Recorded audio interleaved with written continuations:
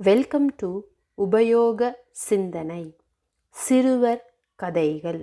தலைப்பு புத்திசாலித்தனம். வாங்க கதை கேட்கலாம். வித்தைக்காரன் ஒருவன் கண்கட்டு வித்தைகள் செய்வதில் கெட்டிக்காரனாக இருந்தான். அவன் பல நகரங்களுக்கு சென்று வித்தைகள் காட்டி புகழ் பெற்றவன். அவன் சீடர்களுடன் ஒரு புதிய நகரத்திற்கு வந்தான். நகரத்தின் செயலாளரை சந்தித்து நகரத்தில் நிகழ்ச்சி நடத்த அனுமதி கேட்டான். அதற்கு நகர செயலாளர் நகர தலைவரிடம்தான் நிகழ்ச்சி நடத்த உத்தரவு பெற வேண்டும் என்று கூறினார். அதற்கு வித்தைக்காரன் நகரத்தில் நிகழ்ச்சி நடத்த நகர தலைவரிடம் சிபாரிசு செய்யும்படி நகர செயலாளரிடம் கேட்டான். நகர செயலாளருக்கு எண்ணத்தில், சும்மா ஏன் அடுத்தவர்க்கு உதவி செய்வானேன், எதையாவது பெற்றுக்கொண்டு பதிலுக்கு உதவி செய்யலாம் என்று யோசனை வந்தது. எனவே வித்தைக்காரனிடம், நான் உனக்கு சிபாரிசு செய்து நிகழ்ச்சி நடத்த ஏற்பாடு செய்தால் பதிலுக்கு நீ என் எதிரியான நகர பொறுப்பாளரை அவமானப்படுத்தி இந்த இடத்தை விட்டு ஓடச் செய்ய வேண்டும் என்றான். வித்தைக்காரனும் ஒப்புக்கொண்டான். வித்தைக்காரனை வைத்து சுரேஷ் நகர பொறுப்பாளரை அவமானப்படுத்தி ஓட வைத்து விடலாம் என்று எண்ணி வித்தைக்காரனிடம் சுரேஷ் நகர பொறுப்பாளரின் போட்டோவை காண்பித்தான். இவர்தான் சுரேஷ், நகர பொறுப்பாளர். இவரைத்தான் நீ எனக்காக எப்படியும் பழிவாங்கியே தீர வேண்டும் என்று ஆத்திரமாக கூறினான். வித்தைக்காரனும் போட்டோவை வாங்கி கொண்டு, நீங்கள் நினைத்தபடி நடக்கும் என்று நகர செயலாளரிடம் கூறினான். புதிய நகரத்தில் நிகழ்ச்சிக்கு ஏற்பாடு செய்யப்பட்டது. ஆரவாரத்துக்கிடையே அற்புதமான பல வித்தைகளை செய்து காட்டினான் வித்தைக்காரன். கூடையில் மாஞ்செடி வரவழைத்தான். கற்களை பொற்காசுகளாக்கினான்.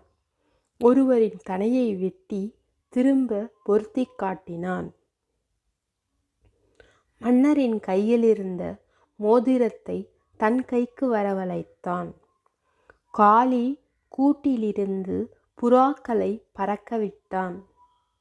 ஒவ்வொரு வித்தையையும் நகர தலைவரும் பொதுமக்களும் கண்டு பாராட்டி மகிழ்ச்சி ஆரவாரம் செய்தனர்.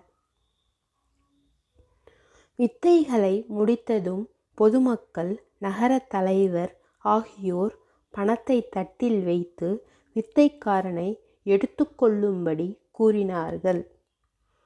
பரிசுகளை வாங்கி ஒரு இருக்கையில் வைத்து, என்னை வித்தையில் வெல்வோர் எவராக இருந்தாலும் சரி, இப்பரிசுகளை எடுத்துக்கொள்ளலாம்.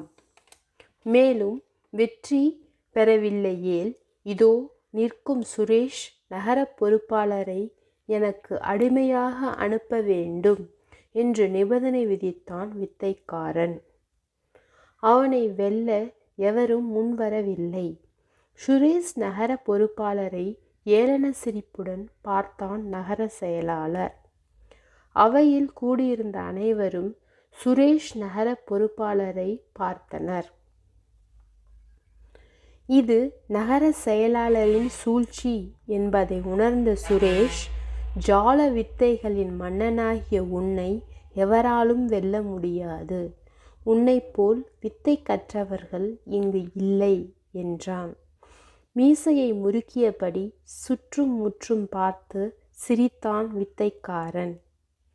வித்தைகளின் வித்தகரே, தங்களுடன் போட்டியிட ஒப்புக்கொள்கிறேன். அதில் ஒரு சிறு நிபந்தனை என பணிவுடன் கூறினான் சுரேஷ். நிபந்தனை எதுவானாலும் ஏற்கிறேன் என்றான் வித்தைக்காரன். தாங்கள் மிகப்பெரிய திறமைசாலி, வித்தைகளின் புலி. நான் கண்களை மூடி செய்யும் வித்தைகளை கண் திறந்தவாறு செய்ய வேண்டும் என்றான் சுரேஷ். முட்டாள் கண்களை மூடி செய்வதை புத்திசாலி நான் கண்களை திறந்து செய்ய முடியாதா? இதில் நான் தோல்வியுற்றால் எனது பரிசும் அடுத்து எனது பாதி சொத்தையும் அனைத்து சொத்துக்களில் இருந்தும் பிரித்தும் தருகிறேன் என்றான். நான் வெற்றி பெற்றால் இந்த பரிசும் நீயும் எனக்கு சொந்தம் என்றான் வித்தைக்காரன். சுரேஷ் என்ன செய்ய போகிறான் என ஆவலுடன் பார்த்தது அவை. பூந்தொட்டியிலிருந்து சிறிது மணலை எடுத்து ரகசியமாக கையில் வைத்திருந்தான் சுரேஷ். மக்களே, நான் கண்களை மூடி செய்யும் வித்தையை இந்த மாபெரும் மேதை கண்களை திறந்து செய்ய போகிறார் என கூறி மண்ணை கண்கள் மீது போட்டான். சிறிது நேரத்திற்கு பின் கண்களை துடைத்தபடி வித்தைக்காரனிடம், எங்கே இதை கண்களை திறந்தவாறு செய்யும் என்றான். திருவென விழித்து தலை குனிந்தான் வித்தைக்காரன். ஆரவாரம் செய்தனர் மக்கள். தன் சொத்தில் பாதியை தருகிறேன் என்று அழுது கூறினான் வித்தைக்காரன். பரிசும் எடுத்துக்கொள் என்றான். அதற்கு சுரேஷ், உனது சொத்துக்கள் எனக்கு தேவையில்லை. நீ என்னிடம் வீண் வம்புக்கு வந்தாய். உன் கர்வம்தான் நீக்கப்பட வேண்டும். அதை நீக்கிவிட்டேன். நீ செல்லலாம் என்றான் சுரேஷ். தலை தப்பியது என நினைத்தான் வித்தைக்காரன். மேலும் சுரேஷின் நல்ல உள்ளத்திற்கும் புத்திசாலித்தனத்திற்கும் இந்த பரிசுகள் கிடைத்திருக்கின்றன. எனவே தயங்காமல் பரிசுகளை ஏற்றுக்கொண்டு என்னை மன்னிக்க வேண்டும் என்று கேட்டுக்கொண்டான் வித்தைக்காரன். நகர தலைவர் பரிசுகளை சுரேஷிற்கு வழங்கினார். சுரேஷ் பரிசில் வந்த பணத்தை கொண்டு நகர மேம்பாடுகள் செய்தான்.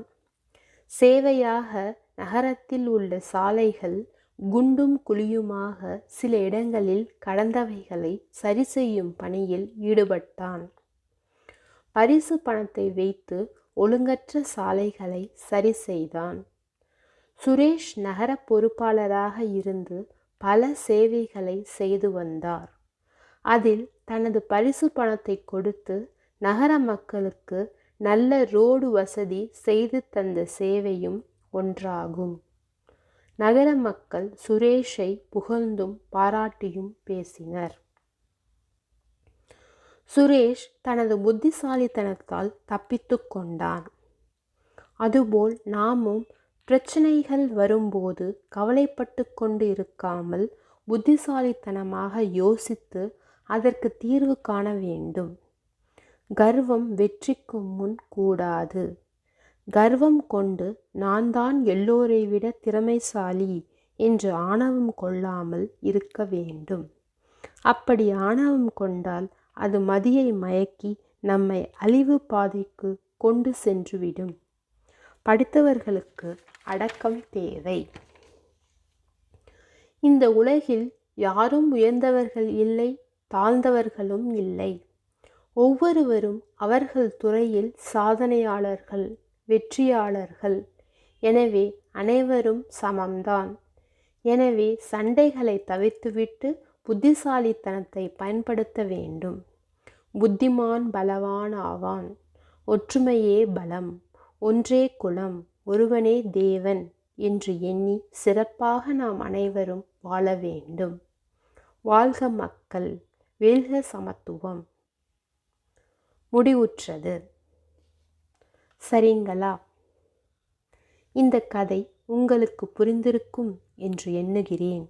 இந்த கதை பயனுள்ளதாக இருந்தால் லைக் பண்ணுங்க, ஷேர் பண்ணுங்க, மறக்காமல் சப்ஸ்கிரைப் பண்ணுங்க. அடுத்து வரும் எமது கதைகளையும் கேளுங்கள். நன்றி. சுபம்.